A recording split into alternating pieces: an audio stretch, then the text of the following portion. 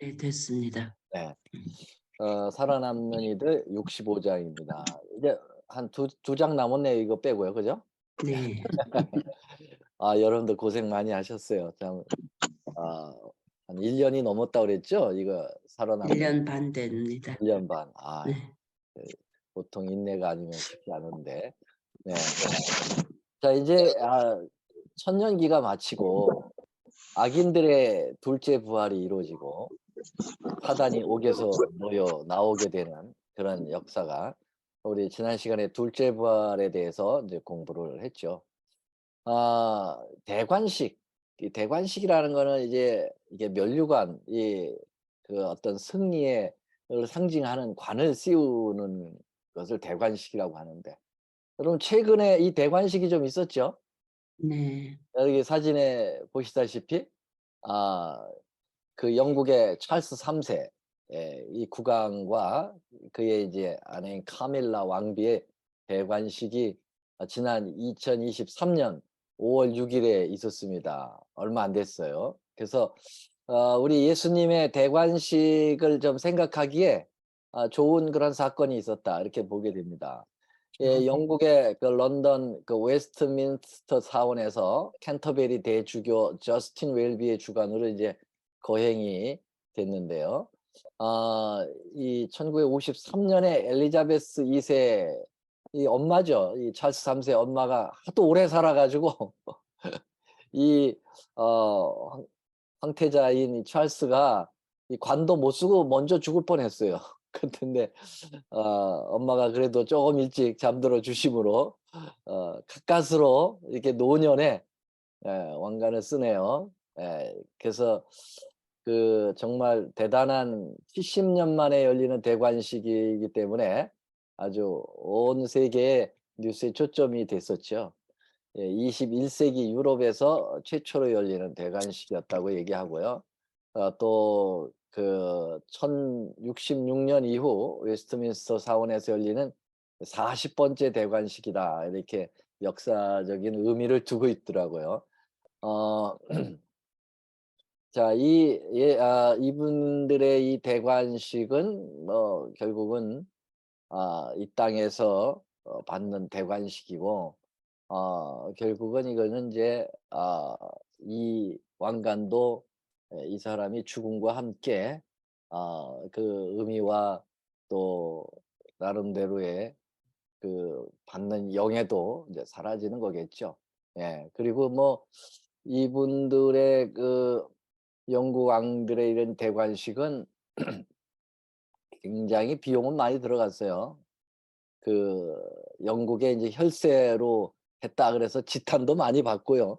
왕권에 대한 반대의 데모도 많이 같이 일어났다고 그래요. 그래서 1664억 원이 들었습니다. 그리고 영국 돈으로 1억 파운드가 들은 그러한 정말 값비싼 대관식이었죠.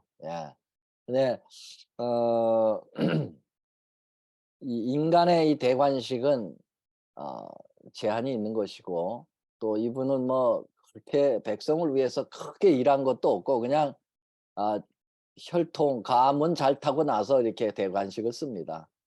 그러나 우리 예수님의 이 대관식 그것은 마땅히 쓰실 만한 그러한 어 자격을 갖추신 분께서 쓰시는 대관식이었죠. 그리고 그것은 영원한 대관식이 되는 것이고 정말 백성들의 돈을 걷어 가지고 혈세를 갖다가 만들어서 쓰는 이런 찰스 3세 대관식과 같은 백성들이 누를 끼치는 대관식이 아니라 예수님의 대관식은 이것은 어 정말 처음서부터 끝까지 백성들을 위하여 사셨던 우리 예수님의 그 놀라우신 공가에 의해서 쓰여지는 것이기 때문에 뭐 비교할 수도 없고 예 그런 대관식이라고 하는 그 의미만 이렇게 부여할 뿐이지 정말 우리 예수님의 대관식에 범접할 수 없는 거죠. 예수님의 대관식이야말로 정말 온 우주가 에 찬양을 돌리고 찬양 받으실 만한 대관식이었다. 이렇게 보시면 되겠습니다. 혹시 여러분들 대관식에 함께 참여한 목격하게 되는 존재들은 어떤 존재들이라고 생각하십니까? 이 예수님의 대관식에 참석할 사람들은 아담부터 지구 말까지 전부 살았던 사람들 다 참석하는 거라고 저는 생각하고 있는데요. 예. 어 예습을 잘 하신 것 같습니다. 예, 여기 보면은 어 살아남는 이들 422 쪽에 보면 한번 읽어 볼까요? 우리 사모님 읽어 보실래요? 하늘과 땅. 하늘과 땅의 전 주민들이 모인 가운데 하나님의 아들의 최종적인 대관식이 거행된다. 예. 그래서 우리 예수님의 대관식은 어떤 제한된 초청된 그런 사람들만의 것이 아니라 온 하늘과 땅, 하늘과 땅 하면은 뭐 이성을 가진 모든 존재들이 함께 다 목격하는 가운데에서 이 대관식이 이루어지도록 그렇게 하셨다. 그렇게 나와 있습니다. 그래서 제가 이제 그걸 좀 이렇게 좀 분류를 해 봤어요. 어떤 부류들이 함께 참여할까? 예. 첫째는 사단과 타락한 천사 모두도 이 대관식에 목격을 한다고 이 살아남는 이들에 나와 있습니다. 그래서 뭐 악한 자들이 결국 구원에 이르지 못할 사람들은 다 죄된 게 아니고 이 대관식은 아 모두에게 다 보여주시는 거죠. 그래서 이 타락한 자들 또 사단까지도 우리가 저렇게 위대하신 분의 그 공의와 사랑을 이해 못하고 엉뚱한 짓을 했구나. 그런 걸 자책하도록 스스로 인정하도록 만들기 위하여 우리 주님께서 모든 존재에 다 참여하도록 그렇게 했다는 것입니다. 그래서 사단과 타락한 천사들이 모두 참여를 하고요. 그다음에 이 세상 역사에 존재했던 모든 악인들, 이 악인들도 이때는 천년기가 지나서 하는 거기 때문에 둘째 부활을 입어서 다 부활하여 지금 생생하게 이 대관식을 목격하는 그런 부류들이 될 것이고요. 그리고 세 번째 당연히 이제 구원받은 모든 존재들. 예. 우리 이 지구의 과거에 살았던 모든 예수 믿고 잠들었던 분들이 물론 이분들은 이제 아 1000년 전에 예수님 재림 전에 첫째 부활에 참여해서 1000년 동안 왕노릇을 하고 그리고 이제 천년기가 마친 이 상황에서 예수님의 이 대관식에 모두 참여를 하게 되겠습니다. 그다음에 네 번째로는 이제 같은 피조물이긴 하지만 영적인 존재들이죠. 하늘의 천천만만의 천사들이 함께 이 광경을 목격하면서 아마 이분들이 찬양을 주도했지 않았겠나 그렇게 생각이 됩니다. 네. 뭐 여기에는 이제 그룹 천사들도 존재하죠. 가브리엘이라든지 여러 이러한 어 그룹 천사들까지 포함한 예 천천만만의 천사들. 그리고 마지막 다섯 번째로는 죄의 경험이 없는 지구 말고 모든 우주 거민들이 이 대관식에 참여를 하게 될 것입니다. 그래서 한마디로 말하면 예 그 하늘 금도성 중심에 차려진 보좌에 앉으신 그리스도 예수님의 대관식에 모든 온 우주에 이성이 있는 모든 존재들이 총망라하여 이 대관식에 참여하고 있는 것이다. 이렇게 보시면 되겠습니다. 자, 여기 이제 참여하는 그 부류 중에 우리하고 직결되어 있는 존재를 조금 좀 살펴보려고 그래요. 우리하고 관계되어 있는 부류가 다시 한번 보여드리면 몇 번째입니까? 요 세 번째. 구원받은 모든 존재들에 우리가 꼭 포함돼야 되겠죠. 예. 요 구원받은 모든 존재들에 대하여 이 살아남는 이들의 이 대관식 장면에서 조금 구체적으로 언급한 부분이 있어서 소개합니다. 여기 지금 하늘색 아 그 어 그린색이죠. 예. 그른색 그 컬러의 글을 좀 보시면요. 그전에 먼저 어 각 시대를 통하여 저희 신앙을 위하여 순교를 당한 무수한 무리들, 그러니까 우리 예수님을 믿는 복음을 증거하기 위하여 어 활동하다가 핍박받아 순교당한 수많은 사람들이 거기에 참여하게 될 것이다. 그 밖에 각 나라와 족속과 백성과 방언에서 아무라도 능히 셀 수 없는 큰 무리가 흰옷을 입고 손에 종려 가지를 들고 보좌 앞과 어린 양 앞에 서 있다. 그렇게 되어 있습니다. 요거 이제 계시록 7장 9절 말씀을 인용해 왔거든요. 여러분 계시록 7장은 예수님 그 해 돋는 곳으로부터 올라온 천사들에 의해서 12,000명, 12,000명에서 144,000명이 그 인을 맞는 사건이 이제 계시록 7장에 나오고요. 그 인 맞는 사건이 끝나면 바로 7장 9절에서 요 언급이 나옵니다. 각 나라의 족속과 백성과 방언에서 아무나도 능히 셀 수 없는 큰 무리가 있을 거다. 구원받는 무리 중에.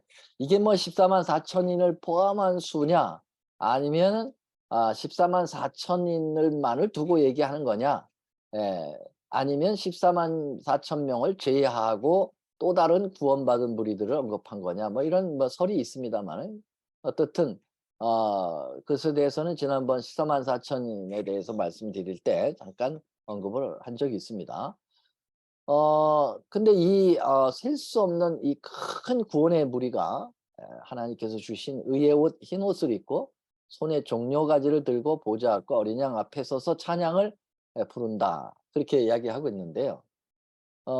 특별히 이제 여기서 좀 주목할 만한 단어가 하나 있는데 이 종려가지를 들고라고 해서요.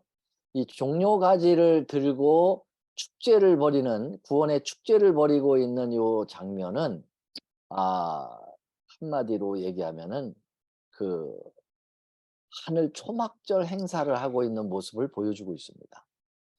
예. 옛날 구약 시대 때 이 초막절 행사할 때 모두 집 밖으로 나와서 초막을 짓고 그리고 종려나무 가지를 흔들면서 그 구원을 그 죄의 모든 죄를 탕감받은 것에 대한 기쁨과 감격을 하나님께 돌리면서 축제를 벌이는 거대한 셀리브레이션이 이루어지는 것이 이제 에 초막절 행사인데 요 초막절 행사가 이제 하늘 초막절 행사를 표상하고 있다고 볼 수가 있겠죠. 그래서 제가 혹시 여러분 이스라엘 7대 절기를 아시죠? 봄절기하고 가을절기가 있고요. 봄절기 4절기, 그리고 가을절기 3절기, 중간에 이제 여름이 있죠. 유대 사람들이 농사를 지을 때 농사절기로 이렇게 7대 절기를 만들었는데요. 하나님께서는 유대 7대 농사절기를 하나의 세링으로 해서 구원의 스케줄을 거기에 표상적으로 넣어 놓으셨다는 거예요. 기가 막히게요. 그래서 이 농사 7대 절기가 예수님 오시기 전 1500년 전에 언급이 된 거지만은 예수님께서 이 땅에 오셔서 어떻게 구원의 농사를 지을 것인가에 대하여 완전히 스케줄링이 됐다. 그렇게 보시면 되겠습니다. 그래서 이 봄절기는 다시 말하면 뭘 얘기하고 있겠습니까? 봄절기는 한마디로 얘기하면은 그 예수님의 초림으로 성취가 됐죠. 씨를 뿌리는 거죠. 봄에는 농사 지을 때 씨를 뿌린단 말이에요. 예수님께서 이 땅에 오셔서 복음의 씨를 뿌리러 이 땅에 오신 거죠. 그래서 이 봄절기는 예수님이 초림하셔서 이루시는 구속의 농사가 잘 스케줄링이 돼 있고, 가을절기는 이제 뿌린 씨가 자라서 알곡을 맺게 되었을 때 이제 그 곡식을 거두어 드리는 가을절기는 추수절기로서 예수님께서 재림을 통해서 이제 모든 구원받을 알곡들을 거두시는 그러한, 그리고 쭉정이들을 불에 사르시는 그 역사가 바로 이 가을절기에 스케줄링이 돼 있다라는 거 잘 아실 겁니다. 그래서 특별히 이제 봄절기에 맨 먼저 오는 것은 유월절이죠. 유월절은 예수님의 십자가로 표상이 돼 있습니다. 그래서 유월절 어린 양을 잡아서 양 설주와 임방에 피를 바르면 죽음의 신이 넘어간다. 패스오버 한다. 그래서 바로 이 어린 양 대신은 1년 된 수컷 양을 잡아서 피를 양 인방과 설주에 뿌리 설주와 인방에 뿌리는 그 자세, 그러한 방향이 바로 예수님의 십자가의 방향이었음을 정확하게 표현하고 있고요. 그래서 죄의 싹인 사망이 우리에게 오게 될 때 이 십자가가 결국은 그 정죄의 피를 넘어가게, 정죄의 그 죽음을 넘어가게 하죠. 그래서 어 로마서 8장 1 절에 우리가 그리스도 안에 있으면 사망의 법에서 생명의 법으로 옮겼다라고 하는 것이 바로 이 유월절을 통해서 설명되고 있다. 그다음에 이제 무교절은 뭘 의미하죠? 십자가 다음 날이죠. 그래서 예수님이 무덤에 이제 에 쉬시는 장, 그게 바로 이제 그다음이 이제 안식일이 오는 거죠. 그래서 이 무교절의 첫날에도 안식하고 마지막 7일 동안 드리는 절기가 이제 무교절인데 마지막에도 안식하라, 그렇게 얘기돼 있어요. 그래서 요건 절기 안식일이고, 제7일 안식일과 이제 함께 그 안식일이 오면 그것을 큰 날이다, 하이데이, 그렇게 얘기를 합니다. 그래서 그러한 안식일, 그 제7일 안식일과 절기 안식일이 함께 오는 것은 굉장히 드물게 오죠. 수십 년 만에 한 번씩 돌아오는데, 그걸 정확하게 예수님 십자가에 달려 돌아가실 때는 절기 안식일과 그리고 어 그 제7일 안식일이 딱 만나는 그날에 예수님께서 유월절 어린 양이 되어 돌아가셨어요. 그래서 그날을 큰 날이라 하였다라고 요한복음에는 언급이 되고 있죠. 그래서 이제 무교절은 이제 누룩 없는 떡을 먹는 날 아닙니까? 그래서 이 누룩은 죄를 상징하기 때문에 죄가 완전히 근절되는 절기잖아요. 그래서 예수님께서 십자가에서 완전히 죄를 끝내시고 무덤에 아주 죄를 장사해 지내버리는 곳을 나타내고 있고요. 그래서 안식일을 통하여 이제 이 무교절에 그 죄 없음을, 다시 말하면은 그것을 어 기념을 하게 됐다. 어 유월절은 십자가로 기념이 되는 거고요. 무교절은 안식일로 기념이 되는 거죠. 그다음에 이제 무교절 다음 날 1월 16일 니산월 16 일에는 요제절이라고 하는 절기가 오죠. 요제절은 뭘까요? 요라는 것은 흔들 요자예요. 그래서 제사를 드리는데 처음 익은 곡식을 흔들으면서 제사를 지내는 거예요. 구약 백성들이 왜 절기 제사를 드릴 때 왜 흔들어야 되는가, 그걸 잘 몰랐죠. 근데 알고 보니까 예수님께서 부활의 첫 열매가 되셔서 부활하실 때 무덤이 흔들렸죠. 그래서 대단한 지진이 일어나면서 예수님이 부활하셨어요. 그래서 예수님의 이 요제절은 예수님의 부활을 아 표상했다. 그래서 요제절은 부활로 이제 기념이 되게 되는 것입니다. 자, 그다음에 이제 50일 만에 오는 오순절은 성령 강림을 표현합니다. 그래서 사도행전 2 장에 보면은 오순절 성령이 내리시죠. 그래서 예수님께서 공생애 하실 때 어떻게 하셨습니까?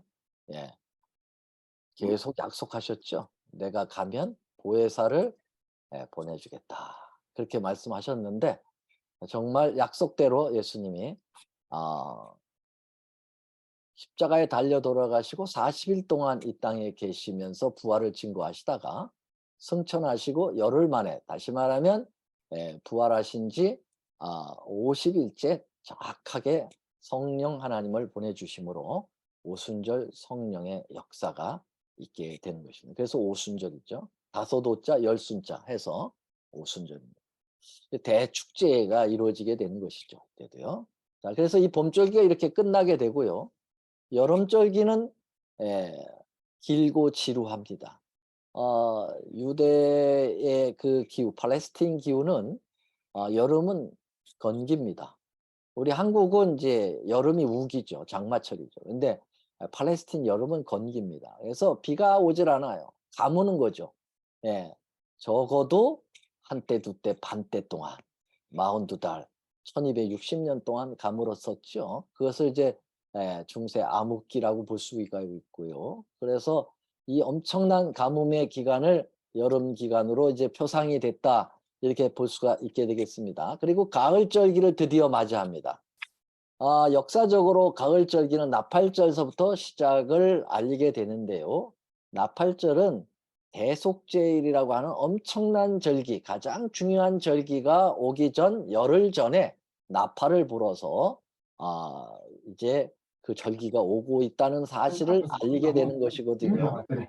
그래서 이 대속제일은 하늘 조사 심판을 그대로 표상했습니다. 그래서 재림운동이 마치면서 물론 대실망을 거뒀지만은 그 실망은 성소에 대한 이해 부족으로 적용이 잘못된 거죠. 그래서 하늘 조사 심판이 있게 되고 여러분 목사님, 네. 나팔절 하면서 이 꺼졌어서 못 들었거든요. 나팔절서부터 다시 시작해 주실 수 있으세요? 그럼 나팔을 다시 불지요 뭐. 걱정하지 마세요. 아까 뮤시 돼 가지고 안 들었 못 그렇군요. 들었어요. 예, 네. 나팔절은 재림운동으로 그 표상이 됩니다. 이제 가을절기의 첫 절기죠. 원래 7월 1일 월삭이라고 하는데요. 매달 첫날을 월삭이라고 합니다. 월삭에는 나팔을 불게 돼 있어요. 근데 이 티슈리얼이라고 하는 7월에 해당이 되죠. 이 7월 1일에 해당되는 이때의 나팔은 쌍나팔을 불어서 특별한 나팔을 붑니다. 왜냐하면은 아주 중요한 대속제일이라고 하는 절기가 오기 때문입니다. 이 대속제일의 이 욤키프르라고 하는 대속제일은 1년에 한 번 대제사장이 지성소에 들어가서 모든 이스라엘 백성들의 죄를 대속하여 들어가서 죄를 속죄받고 나오는 날이기 때문에 이건 굉장히 중요한 날입니다. 그래서 열흘 전서부터 대속제일이 오니까 준비하라 하면서 나팔을 부는 거예요. 그게 마치 이제 하늘 대속제일이 시작된 2300주야가 마치고 시작되는 1844년서부터 이루어지는 하늘 대속제일을 준비하라라고 나팔을 부는 것과 똑같은 게 바로 뭐였느냐면은 윌리엄 멜로를 통해서 이루어진 무브먼트죠. 재림운동이죠. 그래서 이것은 데스티니 무브먼트, 운명적 운동이라고 말씀드릴 수가 있겠습니다. 그래서 그게 정확하게 성취를 이뤘습니다. 그리고 드디어 대속제일이 왔고요. 이 대속제일 때 예수님은 하늘 성소에서 지성소로 이제 자리를 바꾸시면서 거기서 대제사장으로서 취임을 하시고 그리고 지금까지 재림이 있기 전까지 계속 하늘에서 우리의 모든 죄를 지금 중보하고 계시다라고 하는 사실을 여기서 볼 수가 있겠습니다. 자, 이전까지는 제가 이제 요걸 말씀드리려고 했던 거죠. 뭐였어요? 초막절이죠. 이제 재림이 이제 오게 되고, 여러분 재림이 있게 되면은 우리가 하늘에 올라가죠. 그래서 이 땅에서 아니고 하늘에서 절기를 지키게 되는 게 이제 바로 뭐냐면 초막절입니다. 그 구약 시대에 대속제일이 마치면 대제사장이 이제 지성소의 그 휘장을 걷고 나올 때 모든 백성들이 이제 감격의 하나님 앞에 찬양을 돌리죠. 그러면서 열흘 동안 15일까지 이제 집 밖으로 다 뛰쳐나와서 초막을 짓고 종려나무 가지를 흔들고 그 1년 동안의 모든 죄가 다 용서됐음에 대한 감격과 감동으로 종려가지를 흔들면서 하나님을 찬양하는 그러한 절기가 초막절인데 똑같아요. 우리도 이제 이 지구를 벗어나서 집 밖이죠. 바로 하늘 유리바닷가 생명강가에서 그 종려나무 가지를 흔들며 대속죄의 그 하나님 예수 그리스도의 십자가의 피로 다 용서받았음에 그리고 구원받았음에 대한 환희와 감격으로 초막절 행사를 하게 되는데요. 바로 이 장면이 어디까지 연결되냐면 대관식까지 연결된다. 이렇게 보시면 되겠습니다. 그래서 YFE는 이 장면을 어디에다가 집어넣느냐, 바로 여기 있는 것처럼 대관식에 연결을 시켜서 코테이션해서 넣었다. 이렇게 보시면 되겠습니다. 자, 그러면요. 대관식은 어떤 종류의 대관식이 있는가? 저는요, 이 대관식의 종류를 좀 나름대로 좀 구성을 해봤어요. 뭐 이건 예언의 신에 나오는 건 아니고요. 그냥 제가 한번 이렇게 나름대로의 대관식이 있지 않을까 이렇게 생각을 하는 겁니다. 하나의 어떤 중요한 의식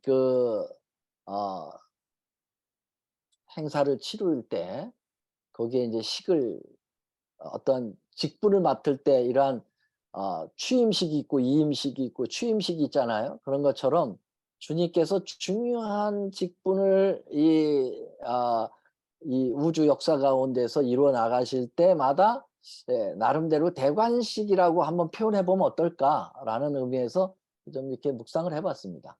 먼저 예수님이 성육신 하실 때 대관식이 있었지 않았겠나. 이 성육신 굉장히 중요한 거죠. 인카네이션.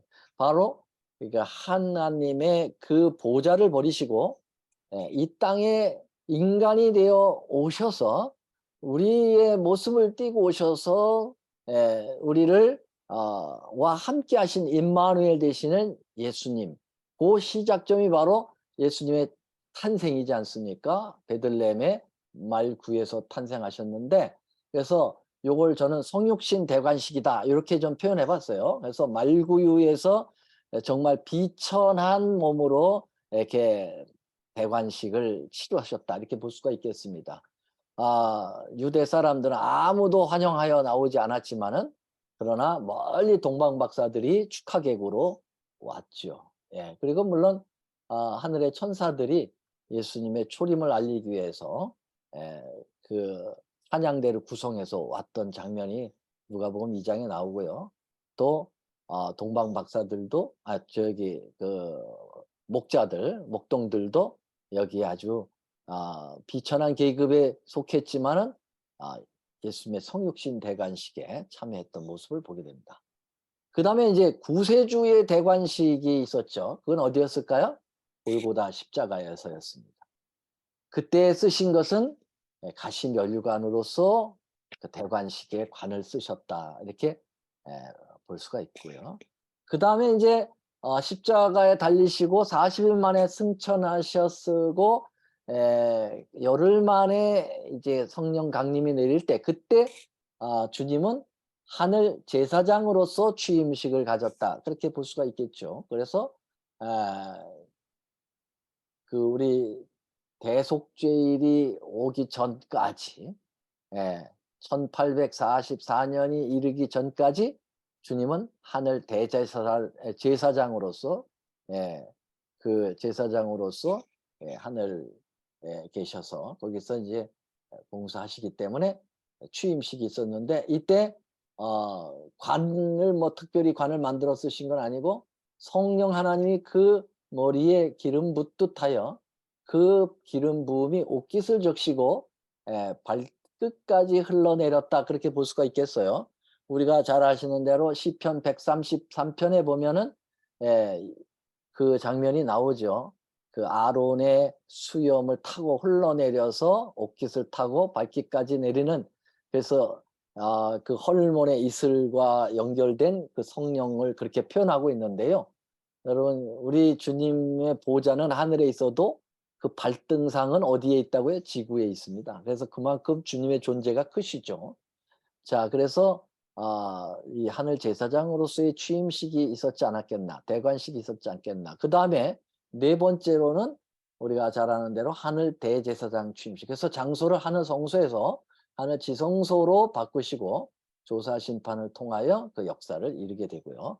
그리고 다섯 번째로는 이제 하늘 왕중왕 대가, 이제 모든 죄를 다 그 해결하시고 우주 앞에서 당신의 의로움을 드러내시고 당신이 인류를 얼마나 사랑했다고 하는 사실도 나타내시면서 모든 그 천천만만의 천사들과 우주 거민들과 악인과 사단까지 보는 가운데에서 오늘 우리가 언급하고 있는 이 왕중왕 대관식, 킹 오브 킹스 대관식이 이루어지는데, 이때는 금면류관을 쓰시겠죠. 네. 자, 이 마지막 대관식에서 이루어지는 일들은 어떤 일들이 일어나는가? 여기 보니까요, 두 부류가 나누어지게 됩니다.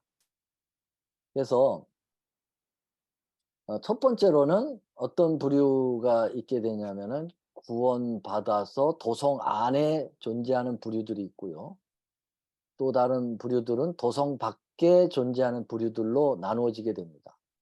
그래서 다 목격은 하고 있지만은 그들이 대관식을 참여하고 있는 장소는 다릅니다. 그래서 이렇게 좀 나눠봤습니다. 금도성에서 지금 뭐가 이루어지고 있습니까? 대관식이 이루어지고 있으면 예수님은 금도성 보좌 가운데 있고요. 사단은 그 밖에 존재하고 있습니다. 그리고 금도성 안에 그룹 천사들과 천사들이 포진하고 있다고 하면은 타락한 천사들이 금도성 밖에서 그것을 목격하고 있습니다. 그 다음에 세 번째로는 구원받은 무리들이 금도성 안에서 종려나무 가지를 흔들고 대관식에 임하시는 그리스도를 바라보면서 찬양의 목소리를 드높일 때 멸망받는 악인들은 그 밖에서 자책을 하면서 우리가 잘못됐다라는 걸 인식하면서 한탄하고 비명을 지르면서 괴로워하는 그러한 모습으로 나눠지게 될 것입니다. 자, 그런데 이 대관식에서 뭐라고 되어 있냐면요. 그 대관식이 이루어지기 직전에 예수님의 생애가 파노라마처럼 이렇게 지나간다. 파노라마처럼. 예. 그래서 그 대형 영상이 준비될 것 같아요. 예. 제 생각에는요. 대형 영상이 쫙 정말 엄청난 스크린이 그 모든 사람들 앞에서 탁 펼쳐지면서 예수님의 그 생애가 쫙 요약하여 파노라마처럼 지나간다. 여기 그건 제가 상상으로 말하는 게 아니고요. 여기 살아남는 이들 423쪽입니다. 보좌 위에는 십자가가 나타난다. 그리고 마치 파노라마처럼 아담의 유혹과 타락 그리고 구속의 위대한 계획이 성공적으로 진행되는 과정이 역력히 나타난다. 구주의 비천한 탄생, 유년 시절, 단순한 순종, 요단강에서 침례받고 광야에서 금식과 시험, 제가 생략해놨어요. 이거 다 읽기가 좀 그래서요. 우리가 다 아는 대로 예수님의 33년의 공생애가 다시 한번 이 사람들 앞에 나타나는, 이 존재들 앞에 나타납니다. 그래서 겟세마네 동산에서 정말 온 세상의 죄의 무거운 짐을 눌려서 실은 두렵고도 형언할 수 없는 그 고뇌의 장면도 보여주고요. 배반을 당하여 살인 폭력배들의 손에 들어가신과 그 참혹한 밤에 생긴 두려운 사건들에 대한 대항도 하지 않는 죄수이신 겸손한 예수님의 모습이 쫙 지나갈 겁니다. 그의 가장 사랑하는 제자들에게서 버림을 당하는 그러한 모습도요. 이때 구원받은 제자들이 얼굴이 좀 뜨뜻하겠죠. 아, 우리가 저랬었지. 그러나 그랬음에도 여기가 우리가 있는 건 하나님의 사랑 때문이지. 그러면서 하나님께 감격에 감사를 드리게 될 겁니다. 예루살렘 거리를 폭도들에게 난폭하게 끌려가시는 광경. 아마 여기에 이 장면에 나왔던 주인공들이 도성 밖에서 이 장면을 보고 있을 거예요. 아, 우리가 저랬구나. 엄청난 존재를 우리가 알지도 못하고 저랬구나. 이렇게. 그래서 대제사장과 저택과 빌라도의 법정에서 신문을 받으시고 비겁하고 잔인한 헤롯 앞에서 조롱과 모욕과 고문을 받으시고 마침내 사형 선고를 받으시는 이 모든 일이 생생하게 묘사됩니다. 예, 그래서 이 헤롯 또 빌라도 이런 친구들 다 그때 있을 겁니다. 그 장면 보게 될 거예요. 그래서 이제 예수님의 생애가 쫙 파노라마처럼 지나가고 난 다음에는 악인들의 죄악적 모습이 또 영상으로 쫙 나갑니다. 그리고 이제 난폭한 군중들 앞에서 전개되는 최후의 광경, 인종의 순환자가 갈바리 향하여 나가시는 광경, 하늘의 왕이 십자가에 달리심과 그리고 오만한 제사장들, 조롱을 일삼는 폭도들이 숨이 끊어질 듯한 고민 중에 계시는 그를 모욕하는 광경, 이런 초자연적인 암흑, 땅이 진동하고 바위가 파열되고 무덤이 열리고 이런 장면들이 나타난다. 자, 사단과 악한 천사들과 그리고 그의 부하들은 실제로 저들이 저지른 일을 묘사한 그 광경에서 돌아설 힘이 없다. 그 당시에 그런 역할을 했던 자들이 각각 자기의 행위를 회상합니다. 파노라마처럼 지나가는 걸 보면서 자기 머리에 아, 내가 저랬구나 회상한다고. 이스라엘의 왕을 죽이려고 베들레헴에 무죄한 이런 것들을 몰살한 헤롯, 침례요한의 피해 책임을 져야 할 비루한 헤롯, 그러니까 헤롯 대왕, 그리고 여기 안티파스인가요? 그 안티파스의 헤롯이죠. 저기 침례요한을 죽인 헤롯이, 유아코 기회주의자였던 빌라도, 조롱하는 군사, 그 피를 우리의 죄의 자손에게 돌리라고 부르짖는 제사장과 간원들, 미친 군중, 이 모든 사람들은 그들이 저지른 죄악의 흉악성을 볼 것이다. 자, 이렇게 다 보여주신 가운데 예수님이 이제 마지막 그 영예로운 왕중왕의 관을 쓰시게 된다라고 하는 것으로 매듭을 짓게 되었습니다. 자, 여기까지 오늘 공과를 마치겠고요. 지난번에 질문하신 것 중에서 우리 박혜옥 저기 사모님이 질문하셨죠? 그 24장로에 대해서요. 우리 반원들이 했던 거였어요. 예. 반원들이다 하셨군요. 네. 네. 그 제가 예언의 신에 나오나 하고 다 찾아봤는데 24장로에 대한 언급이 별로 많지 않아요. 없고 그 24장로들이 구성이 바로 그 예수님이 십자가에 달리실 때 무덤이 열리면서 자던 성도들이 많이 일어났다.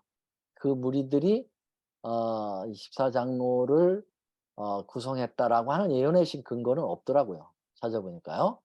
없는데 제가 이제 신학을 그때 이제 공부하고 그 이후로 우리 교회의 정통적 입장은 24장로의 구성이 바로 그들로 통해서 구성이 됐다라고는 이게 어렴풋이 알았던 것 같아요. 그게 저는 예언의 신에 있는 줄 알았어요. 근데 그건 없고요. 제가 그래서 여기 이제 김대성 목사님이 저술한 그 요한계시록 24장로에 대해서 제가 좀 찾아봤어요. 봤더니 24장로가 몇 군데 나옵니다. 몇 군데 나오는데 특별히 4장 4절, 계시록 4장 4절에 보면 또 보좌에 둘려 있는 잠깐만요.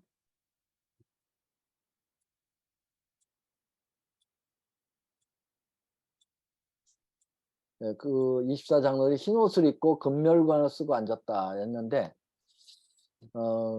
그들이 이제 어떤 역할을 할 것이냐 보면은 그 성전에서 수종 주는 제사장들이었다 이렇게 보고요. 24명이 선정된 것은 12반차, 12배에서 24반차를 의미하지 않겠나 그렇게 보고요. 이게 이제 여호와께서 저희 조상 아론에게 명하신 규례대로 24장 제사장들이 이제 수종을 들면서 그 역할을 했다 그렇게 보는데요. 그래서 이것을 제사장적인 어떤 계급인가 이렇게 생각할 수도 있다 그렇게 보게 되겠습니다. 근데 하늘 보좌 주변의 24장로들은 예수님의 중보 사역을 조력하는 듯하다 그렇게 언급이 되어 있고, 그다음에 여기 보면 그들은 누군가라는 거기에서 예수께서 십자가에서 운명하실 때 무덤이 열리며 자던 성도들이 일어났으며 예수께서 부활하신 다음에 성에 들어가 사람들에게 나타났다. 시편 68편 18절에는 주께서 높은 곳으로 오르시며 사로잡은 자를 끌고 선물을 인간에게서 또는 패역한 중에서 받으시니 여호와 하나님이 저희와 함께 거하려 하심이로다. 그래서 여기 시편 68편 18절에 그 높은 곳으로 승천하시면서 사로잡은 자를 끌고 선물이 된 그들을 함께 하늘로 올라갔다 이런 요 장면들을 연상을 시키고 있다 이렇게 볼 수 있어요. 그리고 에베소 4장 8절 공동 번역에 보면은 그가 높은 곳으로 올라가면서 사로잡은 자들을 데리고 가셨고 사람들에게 선물을 나눠 주셨다. 요게 시편 68편 18절을 바울이 에베소 4장 8절에서 인용하면서 좀 더 구체적으로 표현한 것입니다. 그래서 요게 이제 하나님 하늘의 보좌 주변에 보여진 24장로들은 이때 하늘로 올라간 성도들일 것이라고 추측한다.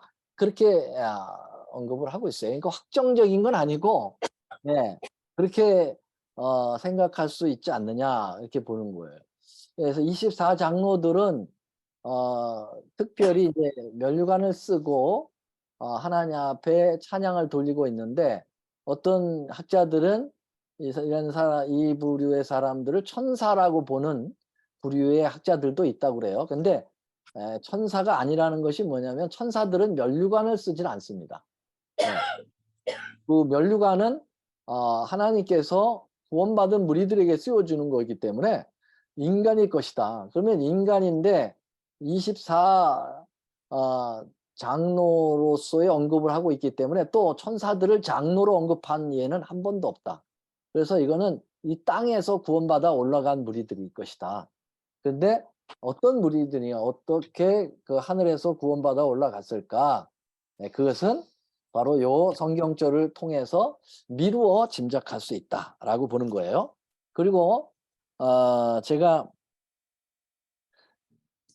그 최근에 나온 아주 그 우리 교회에 괄목할 만한 학자 랑코 스테파노치라고 하는 그 이 책이 있거든요. 이 계시록 주석 책인데요. 우리 재림교회 신학자가 기록한 것인데요. 굉장히 유명한 많은 목회자들이 참고하고 있는 책입니다. 요 예수 그리스도의 계시라고 하는 책인데 랑코 스테파노치라고 하는 이분이 24장로에 대해서 이렇게 이야기를 좀 하고 있습니다. 이 모든 사항을 고려할 때 24장로들은 영화롭게 된 성도들임을 강력히 시사한다. 아마도 그들은 분명 구약과 신약 교회에 구속받은 신실한 모든 하나님의 백성을 대표하는 상징적 그룹인 것 같다. 그들은 교회 전체를 대표한다. 그 다음에요. 이 장로들은 언제 하늘에 올라갔는가? 구약의 보좌실 기록에 장로들이 언급되지 않은 것으로 미루어 요한이 그들을 보았을 때 그들은 전에는 보좌실에 없었던 새로운 무리였다. 아마도 그들은 예수님의 십자가 죽음 어간에 그곳에 도착하였을 것이다.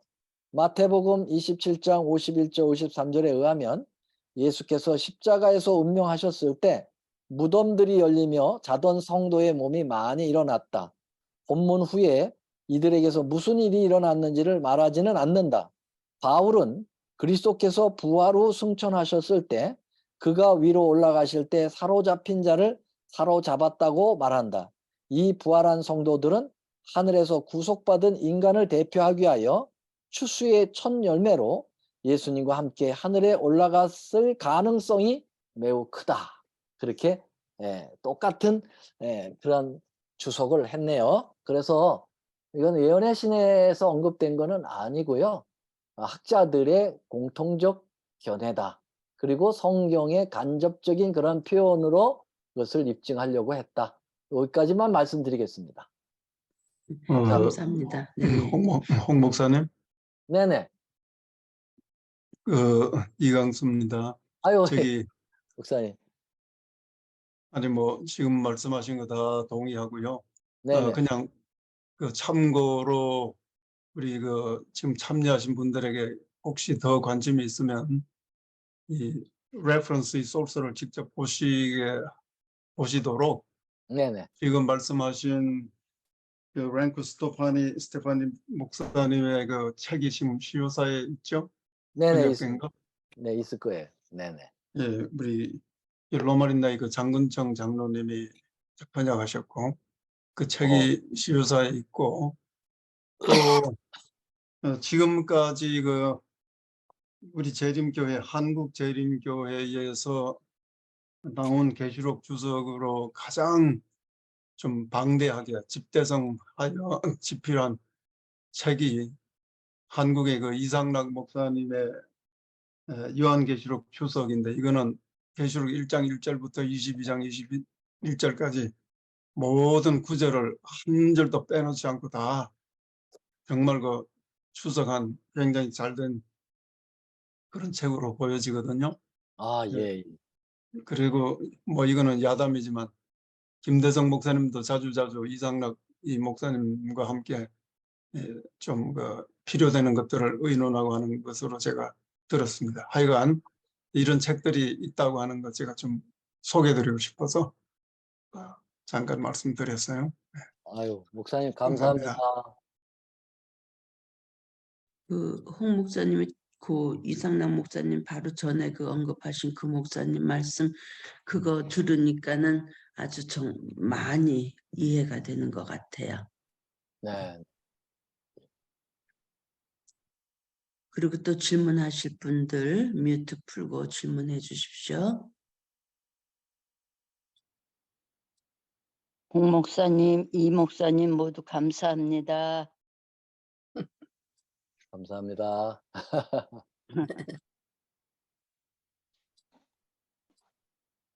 오길자 집사님 질문하실 거 있으실 것 같아서. 많이 배워서 감사해요. 이게 시간 주셔서 감사하고. 네.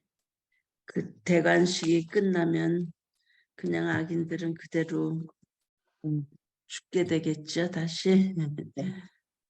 참 그 자리에 서면 안 될 것 같아요. 아멘. 그때 언제 이렇게 자기 자신으로서 자신의 의지로서 생각으로서 선택할 수 없는 그러니까 전능하든지 그런 경우 그들에게는 둘째 부활 그런 거가 없다고 들은 것 같아. 하나님의 그러니까 자비하심이라고 그럴까 특별한 배려로 그들은 깨어나지 않고 그냥 잠자게 한다고 저는 그렇게 들었는데 찾아보지는 않았고요. 그것이 하나님의 은혜다 그런 생각은 했었습니다.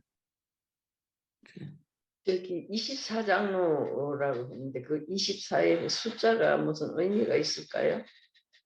네, 24의 숫자는 그 하나님의 조직수거든요. 그래서 지난번에도 수에 대해서 조금 말씀을 드린 것 같은데요. 그 3이라고 하는 숫자는 성부, 성자, 성령 해서 이제 하늘수로 이렇게 인식을 하고 있고요. 4는 방위수. 그래서 이 땅의 수입니다. 동서남북. 그래서 4를 땅의 수라고 해요. 그래서 하늘 수에다가 땅의 수를 더하면 7이 되죠. 3 플러스 4. 그래서 7이 이제 완전수고 하나님께서 많이 사용하시는 하나님께서 이제 좋아하시는 수가 되고요. 그래서 뭐 7교회 기별 여러 7이라고 하는 숫자가 굉장히 많이 나오고요. 그 다음에 이제 3에서 4를 곱하면 12이 되죠. 그래서 12로 조직을 하죠, 하나님은. 그래서 12사도, 12지파 그렇게 얘기하죠. 근데 이제 사단은 10로 조직합니다. 10뿔 그렇게 해서. 그래서 하나님의 조직수는 10이라고 볼게요. 그래서 이 12 곱하기 2 하면 24가 되는 거죠. 그래서 14만 4천인도 12,000, 12 곱하기 그 다음에 1000 해가지고 1000은 충만수 이렇게 해서 그게 모든 수가 다 3 곱하기 4 그리고 12 곱하기 2 뭐 이런 식으로 해서 모두 연관되어 있어서 24 장로의 수도 거기서 나왔지 않겠나. 그리고 구약 시대의 제사장들의 봉사 반열을 12반열로 해서 2 곱해서 24반열로 돌아가도록 그렇게 봉사를 했습니다. 그래서 24라고 하는 숫자가 거기에 연관되어 있다 이렇게 볼 수가 있겠습니다. 그러면 그게 아멘. 상징수일까요? 그것도? 제가 보기에는 상징수가 아니겠나 그렇게 봅니다. 딱 24장로가 거기에 딱 24만 있느냐 아니면 뭐, 하나의 상징적인 의미로서의 24냐. 그건 이제 14만 4천인의 수를 생각할 때 같은 맥락으로 봐야 되지 않겠나.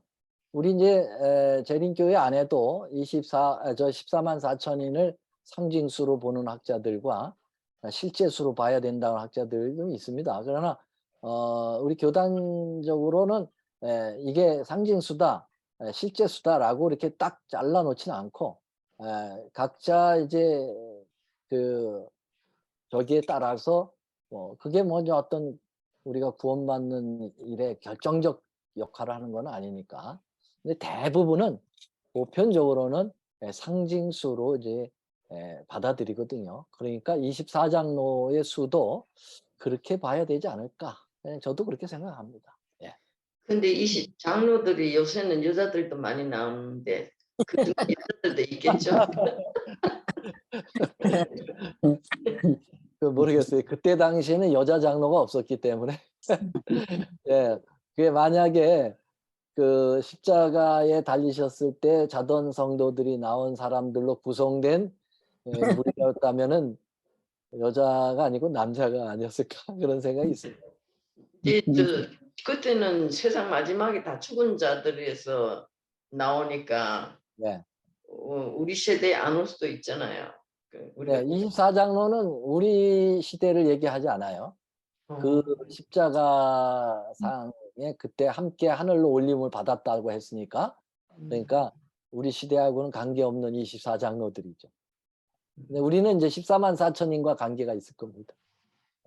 아까 목사님께서 구약 시대 계시를 봤을 때는 24장로가 없었는데 신약 때 요한이 계시를 봤을 때는 24장로가 있었다는 그러니까 참 신기하네요. 그렇게 정확하게 말씀을 해주셨어요 성경에서. 예. 오늘 처음 생각하게 됐어요.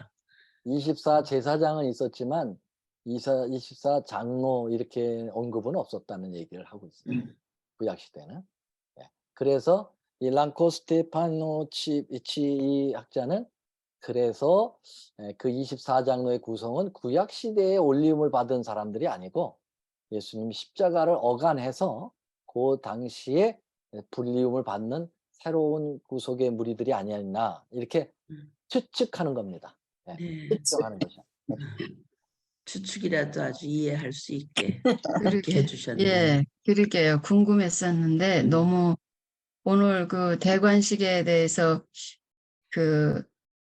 듣고 제가 여러 번 들었어요. 근데 얼마나 그 인내로 참은 그 성도들의 그 기쁨이 저는 잘은 모르겠지만 저도 그냥 조금 마음에 느껴지는 것 같아서 얼마나 그 순간이 기쁘고 감사하고 표현할 수 없었을까 이런 생각이 저도 들었고요. 저는 그 14만 4천이 저는 개인적으로 실제 수라고 저는 그렇게 믿고 있어요. 근데 모르죠. 이제 우리가 나중에 어떤지. 그러니까 저는 그렇게 믿고 싶고, 그리고 저 아까 그 얘기하신 그 랑코 스테파노 그 책이 저는 있어요. 근데 혹시 거기서 24 장로에 대한 거를 거기서 혹시 찾으셨으면 몇 페이지에 혹시 있으신지 혹시 예, 아시는? 예, 제가 페이지 207쪽에서부터 208쪽 사이에 있습니다. 예, 감사합니다, 목사님. 저도 네, 좀 찾아서 볼게요. 예. 네. 저희가 이렇게 몰랐던 거를 이렇게 목사님의 말씀을 통해서 이렇게 하나씩 배워갈 때 또 우리가 이렇게 추측할 수도 있다라고 해주시니까 얼마나 기쁜지 몰라요. 저희가 아멘. 너무 기쁘고, 예, 아, 그 목사님의 말씀이 너무 감사하고 굉장히 이렇게 마음에 클리어하게 들려요. 감사합니다. 감사합니다. 예. 그리고요, 예, 또 한 가지 지금 질문이 있는데요. 목사님 먼저 감사드립니다. 오늘 말씀 너무 은혜롭게 잘 들었습니다. 조금 전에 바로 전에 우리 박혜옥 사모님께서 말씀하셨는데 제가 잘못 이해를 했나 잘못 들었나 해서요. 이해할 수 없는 없고 이렇게 좀 전능하게 사는 그런 사람들은 어 깨어나지 않게 하나님의 은혜로 그냥 잠재우신다 이렇게 하셨는데 그게 무슨 뜻인가요? 저도 그냥 제가 자비로. 연구한 거는 아니고 들었었어요. 그러니까 이제 불쌍한 정말 이 세상에 살면서 자기가 그러니까 정말 전화로 결정할 수 없고 그런 결정 능력이 없고 그런 사람들도 예수님 오실 때 깨워서 다시 이제 둘째 부활에 사망하게 하고 이렇게 하는 건 너무 잔인하다 생각을 했는데 그때 어느 목사님께서 하나님은 자비로우시기 때문에 그들 깨우지 않고 그냥 잠자게 해주신다 그런 말씀을 들었기 때문에 제가 연구한 건 아니에요. 하나님께서 그렇게 해주시면 참 감사하겠다 그런 생각을 했었어요. 목사님은 어떻게 생각하시는지요?